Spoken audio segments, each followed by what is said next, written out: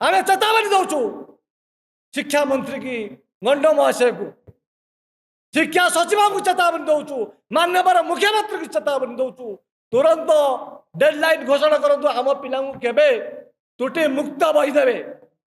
जदि खूब शीघ्र न घोषणा हुए ताले राजरास्तार लड़ाई हम एवं ये शिक्षा मंत्री देखिए अंडा टमाटर वर्षा केमी हम कांग्रेस कर्मी मैंने करेंगे, साधारण अभिभावक मैंने केमी करेंगे देखा दबू। राति पाइले आपण जानते षाण्मासिक परीक्षा आरंभ हम सरकार कहते एपटे चारि चारिटी परीक्षा करेंगे, पिला आज पर्यंत बही मिललानी, से त्रुटिपूर्ण हो बा त्रुटि मुक्त हो, अनेक पिला बही मिलनी।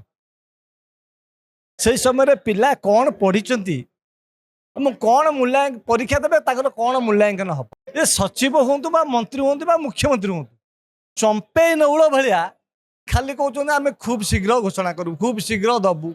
चंपे नौल जमी कालिका मुड़ी आम जहाँ अच्छी ओडिया कथा ओडिया गाथा से भाया ये कहते काली दबू अरे केबे दब 6 मास बीतीगला शिक्षा वर्ष पिला केमिति परीक्षा देवे पाठ पढ़े कौन पढ़े प्रथम रु अष्टम श्रेणी सारा आप भूल देखिले।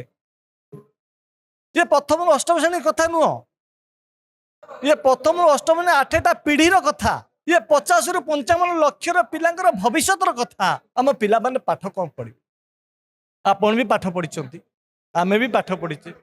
जदि प्रथम फाउंडेशन आम स्ट्रंग करवानी आम पिला भूल पाठ पढ़ेबा तो पिलाटे कौन पढ़ो, कौन से उत्तर लिखिब, भविष्य से कौन हम ये चोर तस्कर हम ना बीजेपी पताका धरी बुलिया सरकार व्यवस्था कर बड़ बाहादुरी बाहास्पट मार्च सब बेले कथा आंकर प्रबल काम आंकर दुर्बल।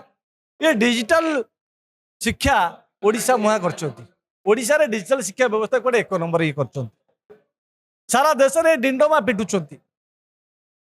अनेक स्कूल इलेक्ट्रिक संजोग देना टाटा पावर काटी दौर लाइन। आप देखिले गत काली रेबांचार 29 जन अध्यापक केमती इस्तफा देते वार्डन थ्रु और बीजेपी विधायक केमती असभ्य व्यवहार कर ये मानसिकता आसूचे सरकार जो शिक्षा व्यवस्था को ध्वंस करने चाहते मिछ मिचिका डिंडमा पिटा चाहते कौन कर कांग्रेस कर्मी लड़े कर राजा रास्तार लड़े कर मंत्री के चल दबुनि आम ये मंत्री के आम चल दबु जदि तुरंत डेडलाइन घोषणा न करती सरकार जे तुरंत बही आमको त्रुटि मुक्त बही न दिए सरकार ताले अंडा टमाटर वर्षा करेबु शिक्षा मंत्री ऊपर अंडा टमाटर वर्षा करेबु पुणी थे आउ थे चेतई दबा चाहूँ।